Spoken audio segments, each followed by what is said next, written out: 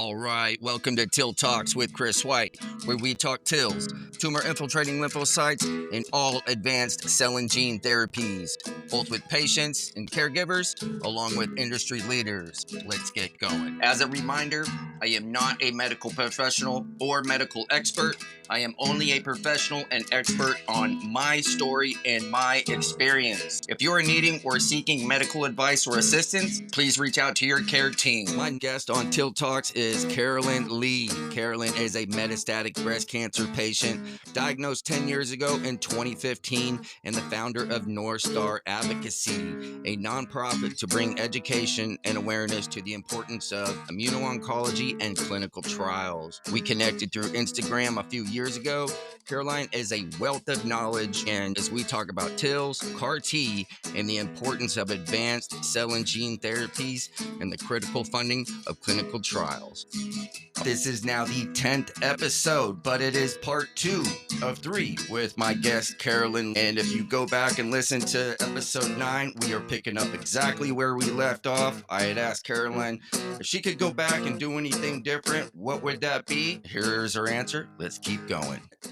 Well, even without the advances we've made, I think there are a number of things I would do differently. One is when I was first diagnosed with the Mets, there were 2 spots that showed up on my scan. One was in my left eighth rib, and then the other was down in my hip. And I had been limping for a little while, and I didn't know why I was limping. And I said to the oncologist, I want both places biopsied. And he's like, oh, no, it's really hard to biopsy the hip. And I was like, I don't care. I was adamant. I was forceful. Like, I don't care. We're biopsying my hip.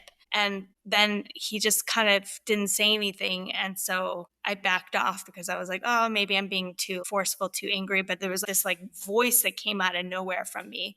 Right. So I ended up just getting the rib biopsied, not knowing until I looked at my medical records several years later that he actually had ordered the hip biopsy as well, but he just didn't tell me. And nobody called me, nobody told me. So here we go. Cancer was identified in my rib. I got the rib treated. It seemed like it was responding. And I went to Johns Hopkins, and then they conferred with my doctors at Northwestern, and everybody said, oh, what's going on in your hip is actually a labral tear, like a tear in the cartilage. And the fluid is getting behind the cartilage, creating what they call a geode. The geode it's arthritis. Like, this is a labral tear. Well, my PET scans year after year were showing progressive uptake. And finally in 2021, so this was after 2019, 2020, 21, like November of 2021, I said, no, we're biopsying the hip. I'm like, look at the numbers. My oncologist went back to the orthopedic oncologist. He said, no, you don't need to biopsy it. I was like, no, we're biopsying it. I don't care. It's getting biopsied this time. It came back cancer. And so I had gone with an untreated area in my hip socket for 3 years of cancer. And I think it was that lack of treatment for 3 years meant that there was all that time for the cancer to spread. Within 10 months of that point, I had widespread metastatic cancer in my spine then, where I hadn't had any before. So that's the big thing I would have gone back. The lesson of going with your gut. You had that intuition. I You had wanted to do it. Yeah, you had that fire. And saying the hip needs to be biopsied. And then I backed off of it because I thought I was being too angry. I need to say this for other people. As it turns out, it's not that hard to biopsy the hip. They drilled into the hip from a different angle, and that was up to the choice of the interventional radiologist. But he got in there and he got a good sample, and it didn't create any complications. They just, instead of drilling up through the hip socket, which is complicated, they drilled down through the pelvis. Yeah, there's alternate routes, and you just bring up a perfect point, which is if getting a second, third, fourth opinion, those are totally okay. And if whoever you're seeing is not down with that, then that's a red flag. Because the doctors, and I say this to everybody, and I don't give a shit, but they work for you. You throw that doctor ego right out the window. If they're not going to be compassionate and understand, they're going to listen to you. And if they're not willing and wanting to do it, you get a couple of different opinions. And if the majority of the opinions all agree, then you kind of have a consensus. But the going with your gut thing, it's just I'm just so sorry to hear that. I mean, God, that sucks, Carolyn. I mean, Yeah, shit. yeah, I mean, I felt like I had this window where I was doing okay. I was considered what they say metastatic. Oligo means like a little or a few. I only had a few spots of cancer, and there's some Still, people. Yeah, and well, there's thought that people with oligometastatic cancer can actually be cured. So I was in that window maybe where I could have been cured. That they just let it sit there. And the thing was, is I did get consensus from the doctors, and I went with their consensus over my own gut until I saw the evidence from my cumulative PET scan saying this number is increasing and increasing and increasing. those are signs. There's something going on here that we need to make sure about. And unless you know for sure, like, you have to remove all doubt. And if there's a little bit or a lot, but if it's not conclusive, I mean, you don't have proof, you don't have evidence, they didn't biopsy it. Like, just maybe one person says that they can't do it. That just means that they can't do it. Doesn't mean somebody else can't do it. It can be done. But yeah, that it's such one, just a peace of mind, but two, the trickle down effect of not being able to know that could mean the difference of it could be everything. It could be nothing, which is what we all hope for, is that you go get it checked out, you get it biopsied, and it comes back, and you're like, okay, well, but at least you know, and that peace of mind. I mean, that can change your physicality, your mentality. Like, I mean, no, Yeah, that's I mean, at the in the end, like I'll never know for sure, but like I feel like I would probably be in a much better place. Like I'd have much less widespread disease if I had had that, if that window of time had been taken to like eliminate the I just cancer that was I there. just love that go with your gut. Like, I mean, I mean, that's still going to be the number one takeaway that I think, think about when, we listen to this call or I go back to it and everything. It's just like, just went over a lot of different topics and areas, but just that right there, I think can relate to everybody, no matter who you are or what's going on. That relates to everybody. Yes, 100%. As my cousin who's a nurse has said to me so many times over the years, we're with our body 24/7. Nobody knows it better than you. Nobody knows our body better than us. We are an expert in our body. That doctor might be an expert in a disease pattern, but we're an expert in us. And that trumps anything that they know about, like, the average of any kind of disease pattern. You're So, 100% with that. I mean, yeah, nobody's gonna know you better than you. And I often kind of say this as a joke, but it's like, if I gotta pee really bad, can you feel it? Know what I mean? Like, can somebody else tell you how you have a little pain that's different? It comes back in a certain part of your body, or something changes, or anything. Like, nobody knows you better than you. And like that, go with your gut feeling. I mean, it's just, yeah, it's one, peace of mind, and two, like, no one's half the battle. Like, you don't know what you need to know until you need to know it. yeah. And I think I've heard a lot of breast cancer patients express this, the metastatic breast cancer patients, is that when you have a primary cancer and they consider the cancer localized, it's like rush, rush, rush, hurry, hurry, hurry, because like we can still save this person. But when you're metastatic, that urgency goes away. And it's a shame because I still think that that urgency is required, Absolutely.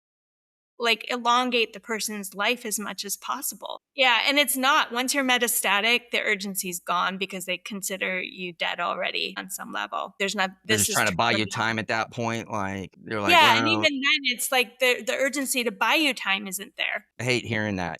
As a patient, yeah, you're the one that's paying for it. You're the one that's willing to do whatever you got to do. So, from the clinician or doctor perspective, they're seeking your help. So, whether you, no matter what it is, you got to do everything you can to help them. And patients should never feel that they're being given like a half-ass attempt, because that's what it sounds like.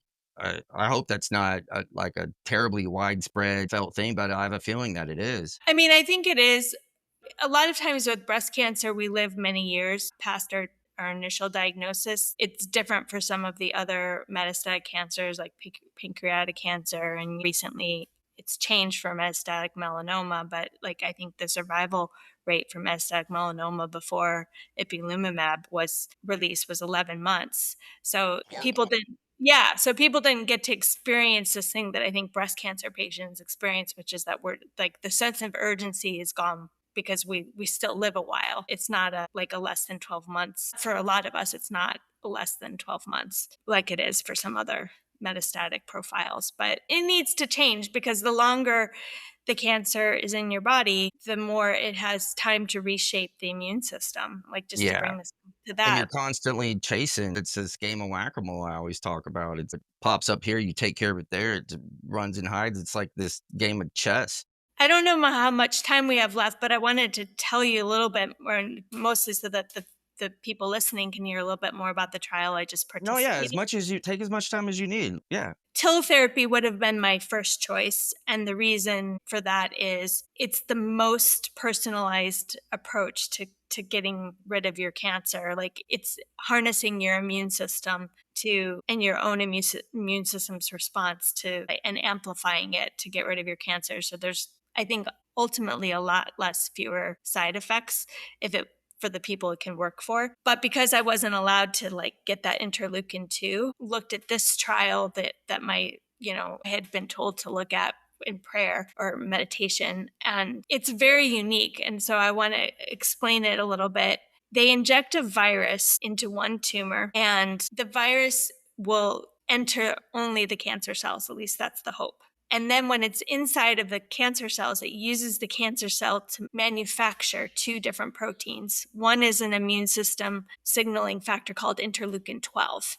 It's a little bit like interleukin 2, but it doesn't have this like same capillary leak issue. The interleukin 12 helps the T cells proliferate like interleukin 2 does. And then the other protein that this virus was coded to make protein for is an anti-PD-L1 antibody. So they inject the virus into the tumor, and then the virus invades the tumor cells and then manufactures interleukin and anti-PD-L1 antibodies. So it gets rid of this like systemic effect of having interleukin 12 injected into your vein, which hasn't worked in the past. It had too many It's toxicities. going directly to the tumor. It's going directly to the tumor. Okay. And then same with the anti-PD-L1 antibody. Like a lot of times with the anti-PD-L1 antibodies, the people are having systemic effects that, they can have horrible inflammatory bowel issues. They can have new autoimmune like attacks of their pituitary, their adrenals, their thyroid. So there's systemic issues that kind of limit these like intravenous drugs going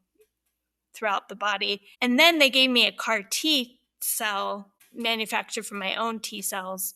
Their hope was that the virus going into the tumor would then attract the CAR T cells better into the tumor instead of doing lymphodepleting chemotherapy, which is what you got, right? Like you Yeah, I got. had to bring my white cell count down to 0, so my immune system was a blank slate. So when they gave me my new billions of T cells, they were able to go in there and like, take the ground. And then the IL-2 was there to kind of like, throw the match on the fire or the match on the gasoline to create the fire so then they could go spread. Yeah, so this group that's running this trial is looking for an alternative to having to do lymphodepleting chemotherapy, which can be really hard on some people.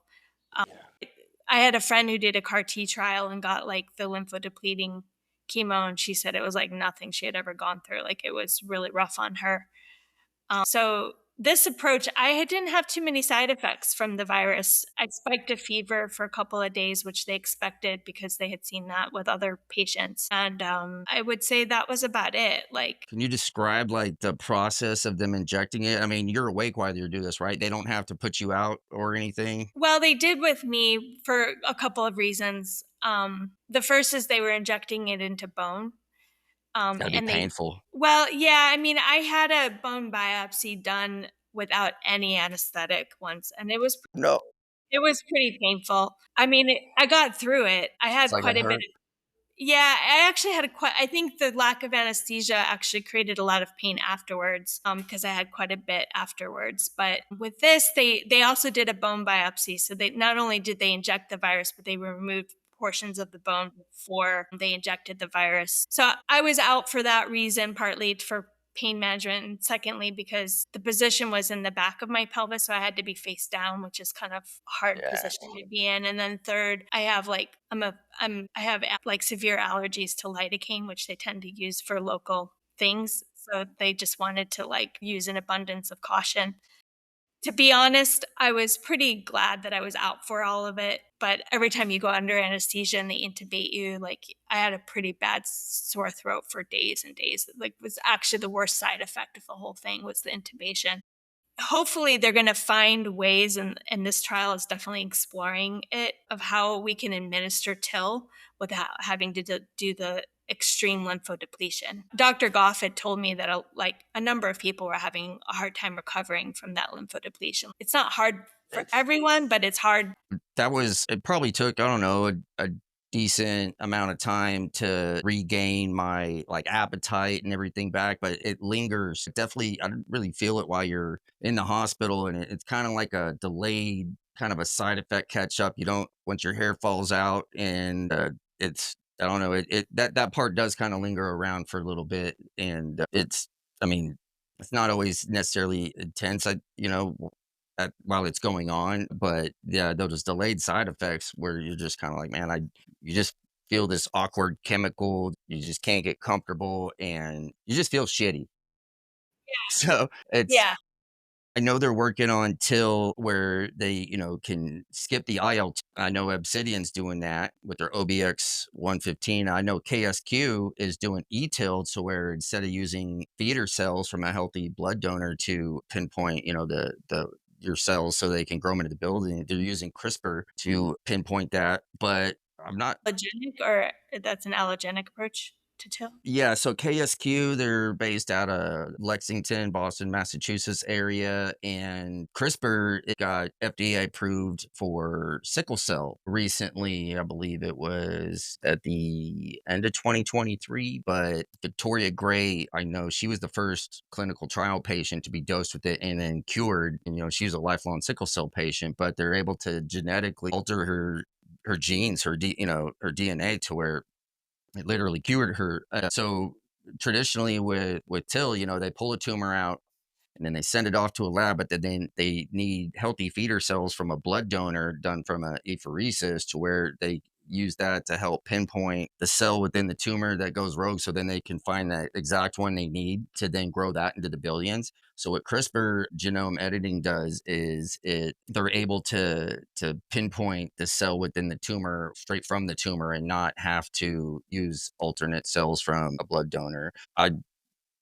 I'm not an expert at CRISPR. I'm still learning a lot about it, but CRISPR. Yeah, if you go look up that CAR T cell, I mean, it's all under the advanced cell therapies kind of umbrella. But there's so many different modalities of doing TIL and advanced therapies and eliminating some of the toxicities, whether it's from IL-2 or the lymphodepleting. So I'm so glad you are able to talk about this CAR T trial with, because that, depending on what shape you are going into it, and you have, other various health factors, that lymphodepletion, I mean, it could be a delayed side effect where it's just hard to recover from, or it can really wreak havoc on the spot. Yeah. I mean, I'd really like to see more advancements, and definitely see this trial that you're in make some headway with that, because that's usually set apart a week and give like 5 days for that. It's what it would be, right? Like two different chemos to deplete your immune system, and that could be insanely tough.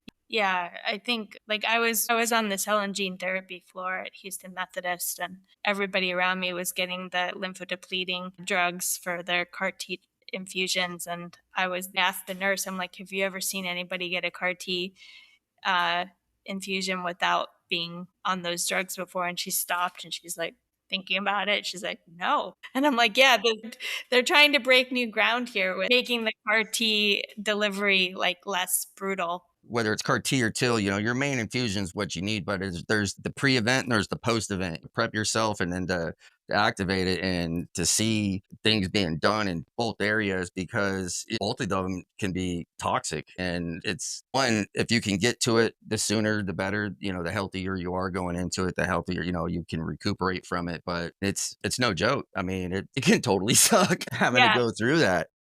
Yeah.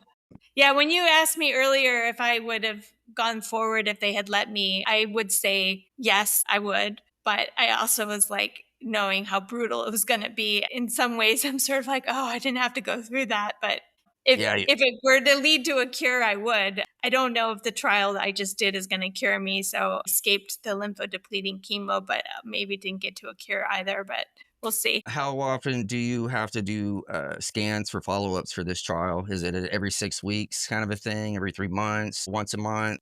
They wanted it to be every 3 months, but I was like, "No." I was not willing to do the first scan to wait for the first scan for 3 months because already I had been in washout for a month, so it would have Yeah. well, it was I had already been in washout for 6 weeks, so that would have meant no therapy or anything Or other than, scans? like, scans for 4.5 months, and This is so too yeah, so I just had my scan on Thursday, and maybe there was some response in some of the mets in my spine. It was kind of mixed. Like there was progression, or was what they call pseudo progression, maybe in goes some up mets. before it comes down. Yeah, and then other mets were clearly like maybe seeming like there was response.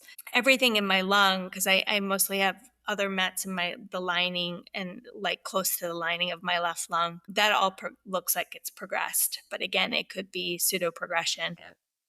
So is it, another 4 weeks you scan again just to kinda confirm whether this first scan is, Well, we'll see uh, what or I'm on Medicaid, and so far they've let me do in the past, even before this trial, they would let me do PET CT at 8 weeks. I okay. don't know if they'll let me go to 6 weeks again, but I would like to do another scan in 6 weeks if I can get it approved by insurance, just to make sure we're heading in the right direction. Yeah, I mostly wanted to make sure there weren't any new cancer spots that looked like things were advancing. And there was something that showed up on the scan that we don't know what it is. It was in my left thigh, like a soft tissue. And I'm like, in the neoplasm or, like, the muscle or well, the radiologist wrote it as subcutaneous, which would mean it's between the skin and the muscle. Like it's not, like the but what's that called, fascia? Or no, that's below it. yeah, it would be like maybe it would be above the fascia. Okay. The PET CTs aren't so great at localizing where something is. They can You see need something. just an MRI or, just a Yeah, straight up CT on that to yeah. So I have to talk to I'm waiting for the team in Houston to get back to me about what they think about the imaging once they look at it. And then I'm going to talk to my doctor when I meet with her about whether we should biopsy that area to see what's going on. It's possible I had like a little bit of cancer in the area that wasn't enough before to show show up up on on a an PET image. CT, but now that the CAR T maybe are attacking it, maybe now it's lighting up because and here's the thing, this is why pseudo progressions are hard to distinguish, is because the T cells also will light up on a PET CT. Yep. And so if you have a lot of T cells infiltrating a tumor, it can look like it's more active than it was before. And you don't know, is it the T cells or the cancer? Yeah. Do have different imaging to kinda help figure that out, and, do you have to It's go mostly back to it's mostly Houston? just time right now. Well, it's time because they can't tell from the imaging. I guess the imaging can have sort of a certain look on a pseudo progression, but they really don't know. So it's more about like the time just waiting. Yeah. Yeah. Harrison, try Yeah. to now, like, is that back on site in Houston, or can you do that in San Antonio and then, go over the results via telehealth? So yeah, so unlike you, where you had to keep flying back and forth to Colorado, which you told me about before, That I was don't after have the restrictions let up from COVID. right. Then they Yeah, made you go back. yeah, I don't ever have to go back to Houston unless I want to re-enroll in the trial. uh, I can scan locally. They sent me the kit for the blood work that they wanted. They're mostly just looking right now for persistence of the CAR T cells. They want to see how many CAR T cells are still in the bloodstream at different increments of time. so your labs are super important. Like, Yeah, they'll send me vials every 3 months for the first year, and I just send them back to them, and they process them. They're also looking to see if, like, the immunotherapy generated a new immune response, like new T cells have identified the cancer as a result of everything they did to manipulate the immune system. So that's what they're also looking for, to see if there's new T cells that hadn't been in my bloodstream before that now are like seeing the cancer. other than, I know you mentioned exhaustion, you get pretty tired out, gotta take definitely your breaks and everything. Is there any other kinda side effects that come along with doing this, or is it mainly just kinda the fatigue and such? I don't know how much my side effects are really relevant at this point because they gave me such a low dose of CAR T. Like, Hard to tell. Okay. yeah, like in FDA approved CAR T, people I think are getting in the realm of billions of cells, where I was only getting like 10 million. So it's like a factor of 100 less than what you normally get. Okay. So they were still monitoring me for some of the traditional like side effects of cytokine release syndrome, which they call CRS, and then ICANS, which is neurological toxicity related to CAR T, which I don't think you see as much with TIL. I wore this little device. My skin is like about that big. It was like a plastic device with a microfluid chip inside of it, and it could monitor 4 different cytokines. Yeah, there's a team at UT Southwestern. Well, I'm not sure actually which university they're at in Dallas, but they're out of Dallas, and they are developing this sweat sensor for cytokines.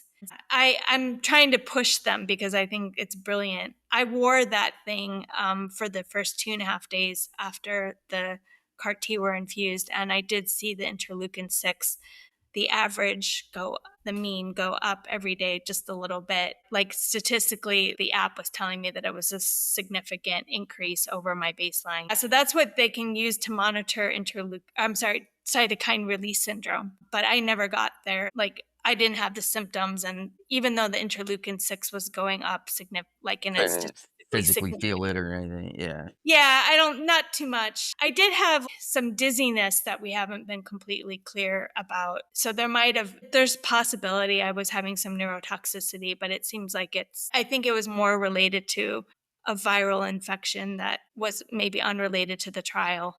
I get chronic shingles and I'm on valacyclovir, which suppresses or treats shingles.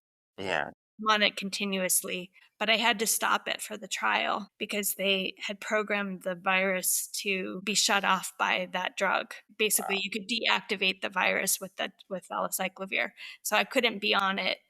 And I think I ended up developing shingles in 3 different areas, which was new for me. I get dizzy with shingles, brain fog, dizziness. So I think that's maybe the only like questionable toxicity that I might have had was the dizziness. We weren't 100% sure. I'm always a big advocate on trying to highlight what other, factors are going in for a patient that is doing a new treatment based upon what their prior treatments or current health conditions are in, because those can all play an effect and have a role on what you're trying to do, on how effective it is. And if all the specific factors for an individual of your individual health are not taken into place, then how accurate can the results be of what it is they're trying to do. I'm huge to trying to always explain that there's got to be some very significant look into what a patient has gone through prior to getting to this, because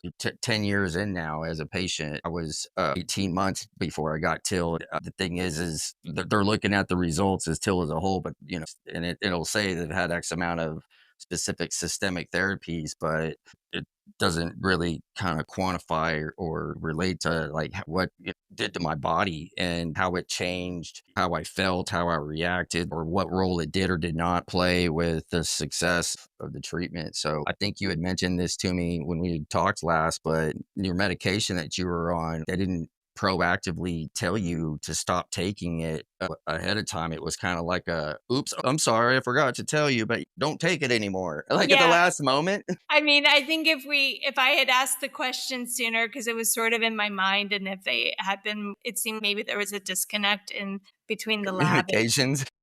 between the lab that's running the trial and then the people who are administering the trial. I probably should have had the shingles vaccine 3 months out, which if I had been prepared, I could have done.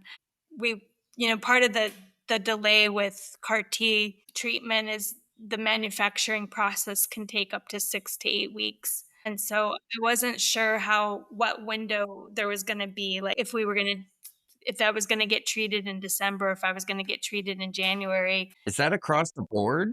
Right now, it kind of is. Although I think depending on the pharma company that's running a CAR T trial, those manufacturing times have come down a little bit. But this was an academic center and it's very experimental. So there's not high throughput. They're not doing a lot of CAR T manufacturing. So I was only the 11th person in this trial. And I was only the fourth, I think, to receive the CAR T. Prior to the other people had just gotten the virus. Like they were looking at safety and dosages with the virus first, and then they added in the CAR T. Yes. So, like, I wasn't sure when my CAR T were going to be ready, and I wasn't sure if I should get the shingles vaccine or wait because So I tend many it's so so hard to many. plan. Yeah, so many unknowns, like, how are you gonna, prepare yourself, plan, because, like, you just mentioned you had to have their washout, and that's what, like, a month or 4 weeks? Yeah, they wanted a 4-week IV chemo washout and a 2-week oral,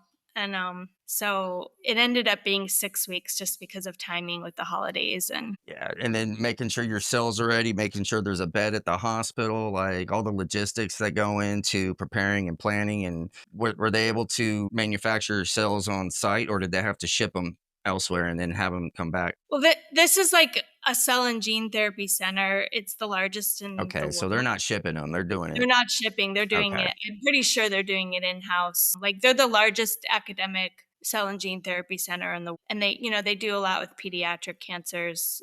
They work with the pediatric hospital in Houston. That's what is that that's is that Cook's Children's or what?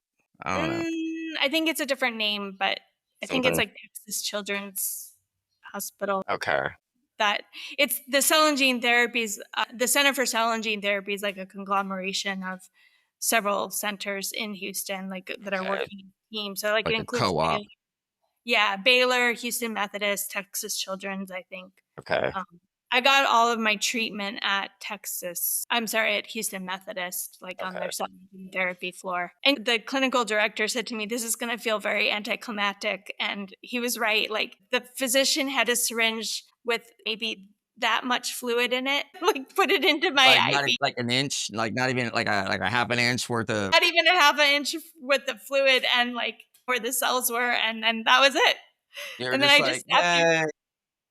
and then I sat there for 3 hours, and I mean, that was like it was totally that was it. It was It's almost the worst part of it's probably the boredom from just all the in between wait time. I mean, like, yeah. did you have were you allowed to wear, like, your own clothing while you were admitted in the hospital, or do you have to get all gowned up and everything? I never even had to get admitted. Yeah, not for Yeah, the CAR T part, like, I just sat in a you like, an infusion. just kinda Yeah, like going in for a checkup, it wasn't even an infusion, like, I wasn't even really a shot. yeah, it was just an injection into my IV. It was, like, very I think all the nurses were sort of, like, perplexed by the trial because it was so different than what they're used to Yeah, administering on. they're like those BMT units, the people are living there for periods of time, and that's a whole new realm. I made a list that I put on, my Facebook group for TILs and advanced cell therapies, but kind of like what to pack and bring. You're talking about extra long phone cords, extra clothes. 'Cause when you get the rigors from the IL-2, you sweat a lot. So having a fresh pair of clothes, but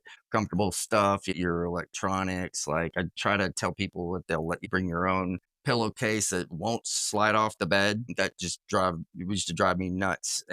But hospitals are not necessarily always built for your comfort. They're not hotels, they're hospitals. The goal is to get you out, not keep Yeah. you in. And so I always ask that and wonder from different people that are doing cell therapies and they're doing these clinical trials. And I'm like, did you have to live in a hospital? If so, how long? What was it like? I had people tell me from the NIH, there's a lot of flexibility when you do a trial there. They'll let you leave the hospital and, like, go out to eat and just do things that you wouldn't normally be able to do at a lot of other ACT centers. So Yeah, because I think with the TIL therapy at the NIH, you have to stay there a month, so maybe they yeah. do let you go in and out a little bit. Like, one of the gentlemen that was in my specific trial, he was actually the very first patient at CU. I was the last patient to be dosed at CU. He was the first once they opened up for that trial, and he was telling me that it was driving him nuts being kind of confined and locked into his room and this and that. And he is very proactive person, and he eventually it drove him nuts so bad that he took his IV pole and he literally like walked out of the building and there's like a Jimmy John's on campus outside along this row of like there's a Subway, a Jimmy John's, there's a Chinese food place, and I've eaten there quite a few times, and it's not a short walk, but yeah, you have to go outside, leave the building, go across the other side of the campus pretty much. And I'm sitting there imagining he's got his IV pole with him, and there's no way that they would have let me do that. I told him, I was, man, I bet you they were pissed, but you do what you got to do. You're the patient. You're paying the bill. I mean, but you Escape from prison. yeah, well, that's I tell people that's what I mean, I have never been I've been detained, I've been in handcuffs, but I've never been locked up. I've never been arrested or had to do any time or any overnight thing or but I can totally visualize what it's like to do your time and then be let out because by the time I got released from I mean, I spent 12 days and to me it seemed like an eternity and I just all I wanted was to get out and not be just confined in this room on this shitty hospital bed. I mean, I had my port on the left side of my body, but for some reason, my pick line went in on my right arm. And so the lines were like crisscrossed from my body. So if I were to lean over one direction or the other, like to try to sleep on my side, or anything like that, I was usually tugging on one line or the other instead of having them both on one side. It's just it's a small space that it's just not a comfortable thing to be living in a hospital. So I'm so glad to hear that you're came in and like it probably takes longer to draw blood than It to do does. you know what I Yeah. mean? Like, you had an appointment, we're in and out and boom. I don't know if it'll continue to be that way once they get up into the higher dosages of the CAR T, although I don't think they're ever planning to go as high as what they do for the hematological malignancies. Right. I think Lymphomas that and yeah, I'm not sure they get into the billions or not, but and I think maybe they're doing something with fracturing the cells, like the gene editing to maybe reduce the cytokine release syndrome. Because a lot of times it's either the lymphodepletion or the concern over cytokine release syndrome that you have to stay in, why you have to stay in the yeah, hospital.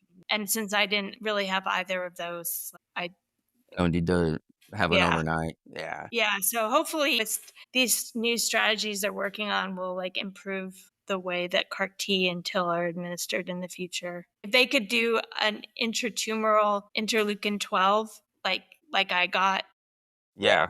instead of an IV of interleukin 2, a lot of the side effects maybe would be better. I I've heard of there's I forgot who the sponsor is or the biotherapeutic company that's working on it, but some of the TIL trials in the are where you don't have to they'll allow you to do your lymphodepletion outpatient to where you just literally have to check in on like your last day of your lymphodepletion so you're ready next day for your infusion. I can't recall if you had to go in each day and do it and then you can go home afterwards or if they just can do the IV setup at your house. But I've also heard that there's new ACT centers, that are specifically set up for cell therapies like BMT units that are more designed like hotels. The rooms are built for comfort, because you're going to be having an extended stay. So, it's almost more like not necessarily like a hospice kind of setup, but like an apartment of a sorts with things. My sister, when she had her second baby, I remember they had her room was like an apartment. They had an extra bedroom for like her husband. It was like I think they had a kitchen, you know what I'm saying? But the beds are like just normal beds, big size beds, and comfortable extra chairs and room. And it's like it's the little things I think that make the difference. If you're a patient and you're locked in like a small room that you're really only supposed to normally be there for a couple of days and you're there for longer periods of time, then that for me that kind of took a mental toll on I couldn't wait to get out. My nerves were just like I can't stay in here any longer. Yeah, I know. So I had a friend who did like the lymphodepleting chemo outpatient. She would go into the hospital and go home back and so each forth. day you go back and Yeah, but forth and then she told me she wished she had just been admitted because it was taking such a toll on her that going back and forth was actually harder. Like, looking back on it, would have preferred to have just been admitted to the hospital for the whole thing. So In between, like, if you need fluids, that can help hydrate you, you're not burning any extra energy you don't need to by getting up and getting down and in and out and, traveling around throughout they would make me walk up and down the hall to stay moving, but I wasn't, like, allowed to leave the unit. But I guess that also depends on how healthy you are, where you're at, what trial you're doing. Just yeah. not a one size fits all. These are customizable treatments and everything. Is Yeah, and the there chemo hits different people differently, right? Like, Yeah.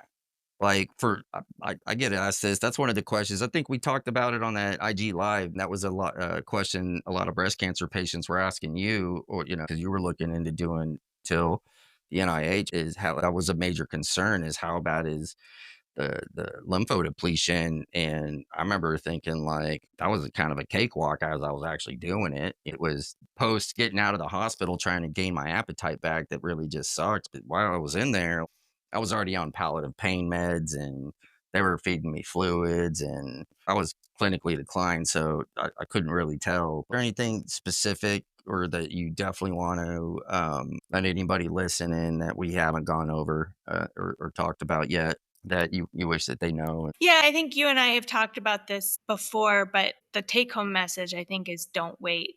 Like as soon as you can get into a clinical trial, go for it, especially like immunotherapy clinical trials, because the research is showing that the immunotherapy works better when you've had fewer lines of chemo because the immune system like hasn't had so much havoc wreaked upon it.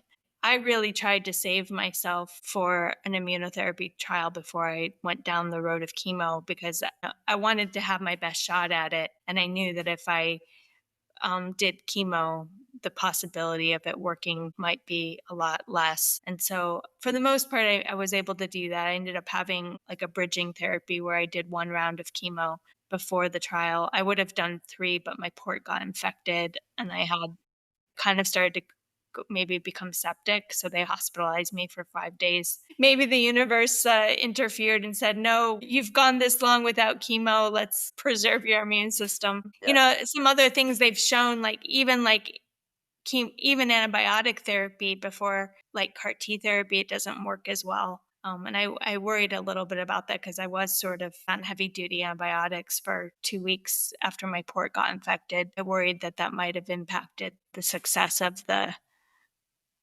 CAR T.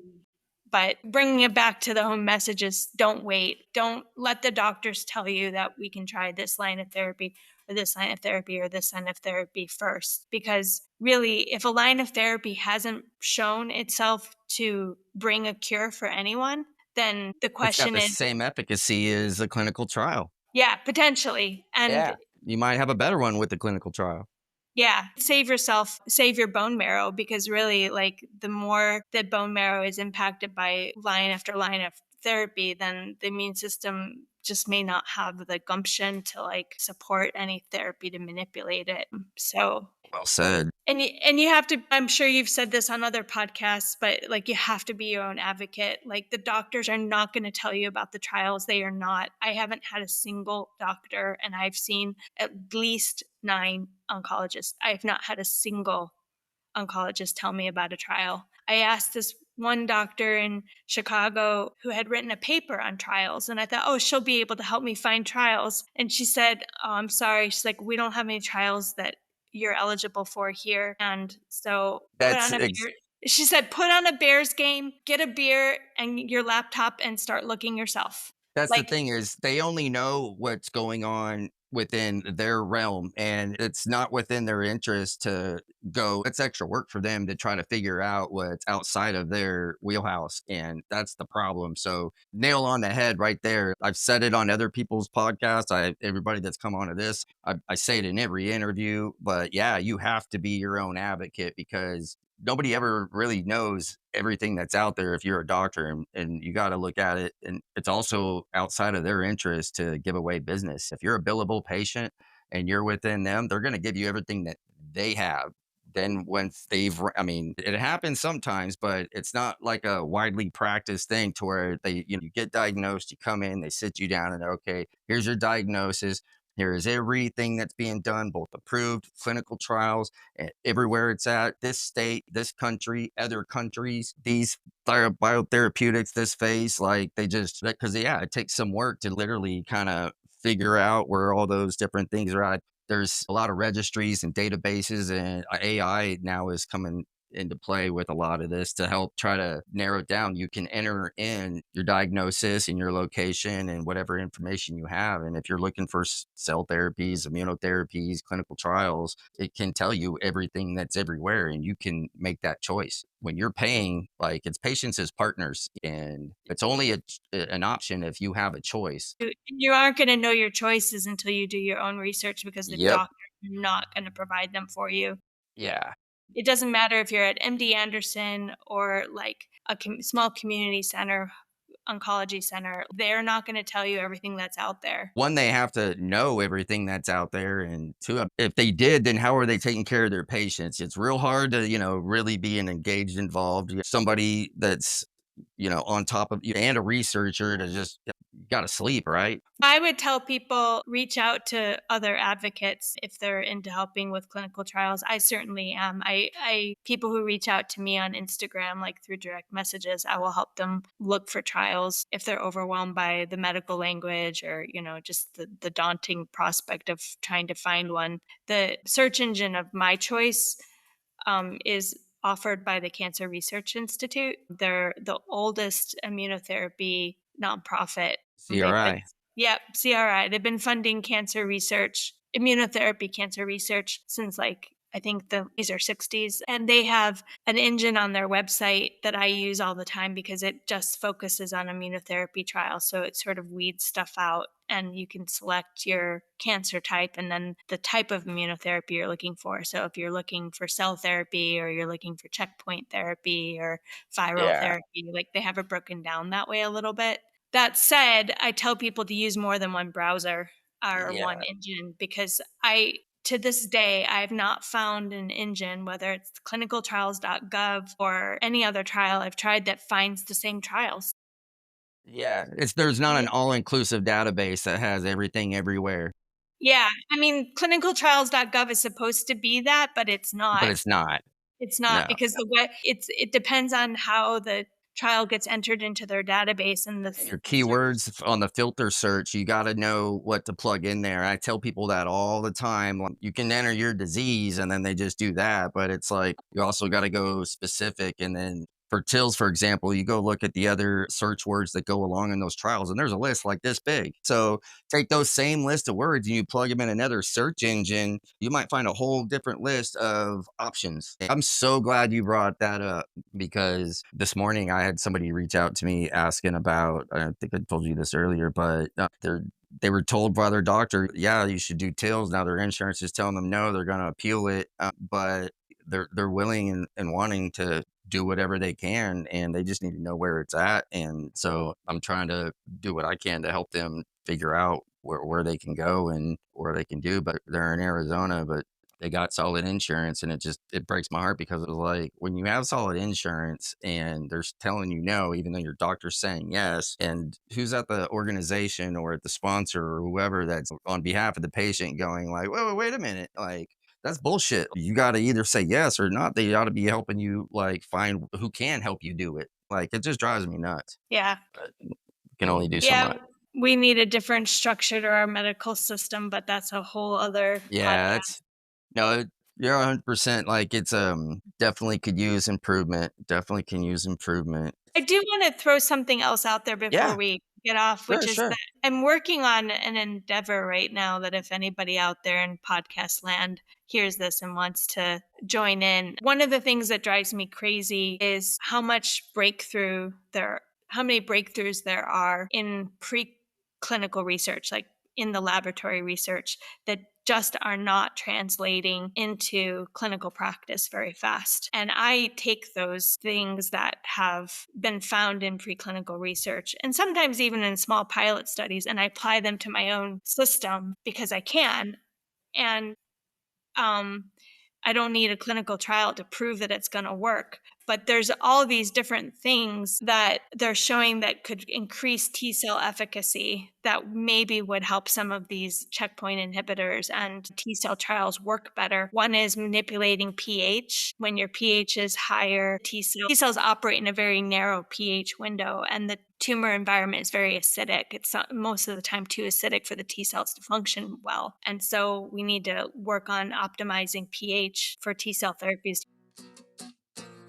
This is the end of part 2 of my conversation with Carolyn. Stay tuned as we finish where we left off and complete the conversation. But for now, that concludes today's episode of Till Talks with Chris White as we talk TILs, tumor-infiltrating lymphocytes, and all advanced cell and gene therapies. As a reminder, I am not a medical professional or medical expert. I am only a professional and expert on my story and my experience. If you are needing or seeking medical advice or assistance, please reach out to your care team. I'd like to thank my guest today for joining me on Till Talks. To our listeners who have not yet done so already, please follow, comment, subscribe, share, and smash that like button. For more information about Till Talks and related resources, please visit www.tilltalks.com. I'm Chris White. As always, sending love to everybody. Peace.